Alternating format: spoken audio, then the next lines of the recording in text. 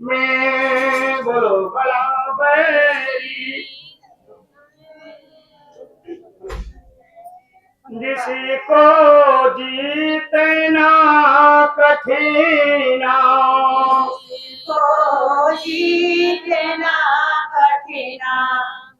हार जब जाए मन तुमसे, हारे जब जाए मन तुमसे, चढ़ा दो सुरत को गगना, चढ़ा दो सुरती को गगना। हाँ ये मन है शरीर के अंदर, और मन सूक्ष्म के रूप में निरंजन भगवान का अंश है, काल भगवान का अंश है।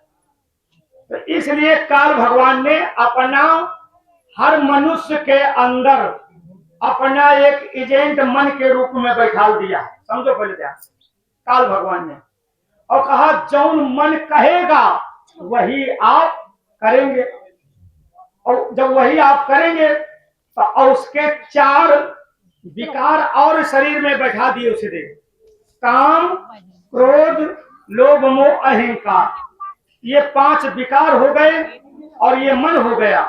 इसके बाद पांच कर्मेंद्रियां हो गई, पांच ज्ञानेंद्रियां हो गई, 25 प्रकृतियां हो गई, 3 गुण हो गए, 4 अंतःकरण हो गए। पूरा जैसे एक परिवार होता है, ये काल भगवान का पूरा परिवार है, ये मन का पूरा परिवार है, और ये मन का बनाया हुआ पूरा जाला है। इस मन ने अपने जाले में ये जीवात्मा को बांध लिया। बोलो जय गुरुदेव। तो बांध लिया, कैसे छूटोगे? बड़ा कठिन काम है, इतने मजबूत जाल में फंस गए हो तो छूटना बड़ा कठिन काम है। कैसे निकलोगे इस जाल के बंधन से? मोह के जाल में बंधे हुए हो। तो गुरु महाराज जी कहते हैं जाल के बंधन से छूट जाओगे। कहा इसका हेड मन है, कहा कि जब इसका हेड मन है तो कहा कि मन की पकड़ को ढूंढो कि मन पकड़ में कैसे आएगा। जैसे राजा कब्जे में आ जाए तो प्रजा भी कब्जे में आ जाएगी। तो मन है राजा, अब मन के पीछे पड़े संत। कबीर साहब ने कहा मन का कहा न कीजिए, मन है पक्का दूध ले बोरे दरियाव में जाए हाथ से छूटा। कहा मन कठिन है, ये बड़ा पकड़ना इसको। क्यों इसको पकड़ना कठिन है? कहा मन के ना हाथ दिखाई पड़े, ना पांव दिखाई पड़े, ना मुंह दिखाई पड़े, इसका कुछ शरीर अंग दिखाई तो पड़ता नहीं है, तो इसको पकड़ोगे कहां से? आप लोग बताएं, इतने लोग बैठे, मन को कैसे पकड़ोगे?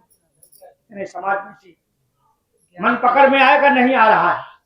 बड़े बड़े ऋषि मुनि मन को पकड़ने का प्रयास किया, श्रृंगी ऋषि उल्टा लटके पेड़ में, नहीं मन पकड़ पाए, उर्वशी ने उनको बना दिया। नारद जी ने कामदेव को भस्म करने के लिए तपस्या किया, मन को पकड़ने के लिए, नहीं मन पकड़ पाए। बड़े बड़े ऋषियों मुनियों ने पंचअग्नि तपी, लेकिन मन नहीं पकड़ पाए। जटाजूट भेष रखाए, मन पकड़ में नहीं पाए। मन ये फटाक से निकल जाता है, तुरंत भाग जाता है, और ये हाथ में नहीं आता है। तो गुरु महाराज जी ने कहा कि मन बड़ा सूक्ष्म, इसको कबीर साहब ने कहा बिना शीश का चोरवा परे न काहू चीन। जैसे बिना सर के कोई चोर है, उसको कैसे आप पहचानेंगे? और इसने सारा धन आपका हर लिया, सारा संसार कह रहा है मन बहुत खराब, सारा संसार कह रहा है मन नहीं मानता।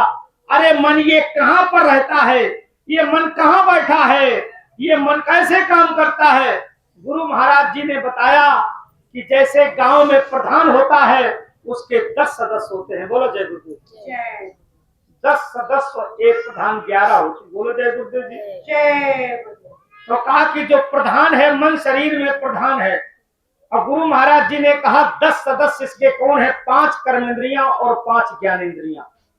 5 कर्मेंद्रियां और 5 ज्ञानेंद्रियां हैं। 10 इंद्रियों से इसको ताकत मिलती है। 10 सदस्य गांव के घूम करके सब पूरी हवा रवा प्रधान को दे देते हैं, और जहां शाम को बता दिया, सवेरे उस आदमी को बुला करके लाठी चलवा करके थाने में बंद करवा देते। समझ लेना ध्यान से। तो शरीर में 5 कर्मेंद्रियां और 5 ज्ञानेंद्रियां है 10।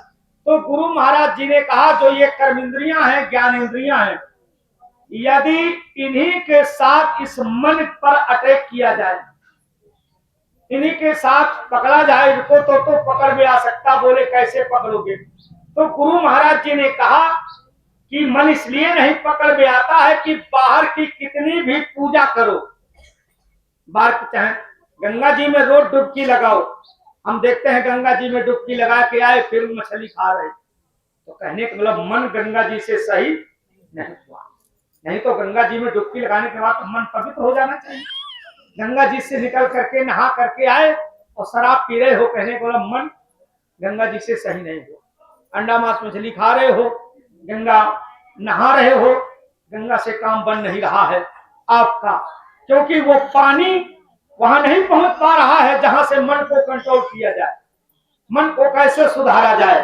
तो गुरु महाराज जी ने कहा 10 इंद्रियां हैं, 5 कर्मेंद्रियां, यहां से मन को मिलती है खुराक।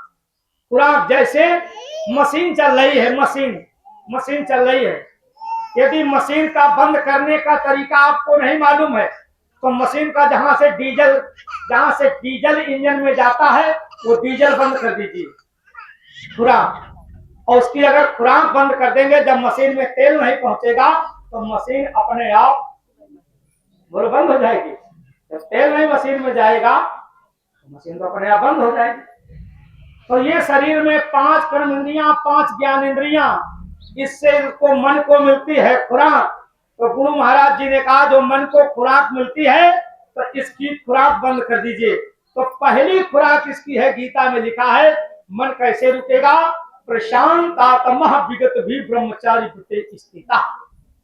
कहा अर्जुन यदि इंद्रियों का संयम करना शुरू कर दीजिए, इंद्रियों का संयम करना शुरू कर दीजिए, तो जब इंद्रियों का संयम कम कर देंगे, इंद्रियों का भोग कम हो जाएगा, इंद्रियों का भोग कम हो जाएगा, इंद्रियों का संयम कम हो जाएगा, तो अपने आप मन को मिलाना शुरू कर देगा। अब उसको खुराकें नहीं मिलती। वही गुरु महाराज जी ने कहा है, वही रामायण में लिखा है, सतगुरु वैद्य वचन विश्वासा और संयम और न विषय की आशा। वही रामायण में लिखा, वही गुरु महाराज जी ने कहा जिन्होंने मार मन डाला उसी को सूरमा कहना। सब जगह वही बात लिखी है कि मन को कंट्रोल करने के लिए इंद्रियों का संयम होना चाहिए। अब इंद्रियों का संयम क्या है? इंद्रियों का खान पान है, अंडा मांस मछली शराब, इन चीजों का त्याग होना चाहिए। शुद्ध शाकाहारी यदि आप भोजन करें, जब भोजन शुद्ध शाकाहारी करेंगे तो आपका शुद्ध खून करता संचार, शुद्ध खून बन जाएगा। और जब शुद्ध खून बनेगा, खून में कोई विकार नहीं होगा, कोई गर्मी नहीं होगी, तब आप साधन पर बैठेंगे, भजन में बैठेंगे, अब खून में कोई विकार नहीं है, माइंड में मन में कोई विकार नहीं है, तो आपका ध्यान बन जाएगा। इसलिए गुरु महाराज जी ने खान पान को मना। आप कह रहे हो कि हम अंडा खाओ, शराब पियो, मांस मछली खाओ, फिर बैठो भजन पर, तो भजन बनेगा? भजन कभी नहीं बन सकता है गुरु भाई बहनों, इस भजन कभी बनने वाला नहीं है। इसलिए गुरु महाराज जी ने कहा शाकाहारी रहिए, तो शाकाहारी रहने से तुम्हारा भजन बनेगा, साधन बनेगा, सुमृत बनेगा, ये गुरु महाराज जी ने बताया है। तो खान पान पर तो मन का साधन करने के लिए, मन को रोकने के लिए इंद्रियों का संयम करना बहुत जरूरी है। मन को भोगों से रोकना है, मन को संभालना है। जब संयम से आप रहेंगे तब जाकर के ये मन का साधन आपका बनेगा, मन घाट पर रुकेगा, और मन जब घाट पर रुकेगा तभी साधन भजन आपका बन पाएगा। ये गुरु महाराज जी ने बताया।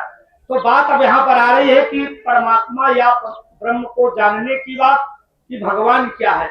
हमने अभी बताया कि आप ही भगवान हैं, आपकी आत्मा स्वयं भगवान है ये, लेकिन अब आप इसको सिद्ध कैसे करेंगे?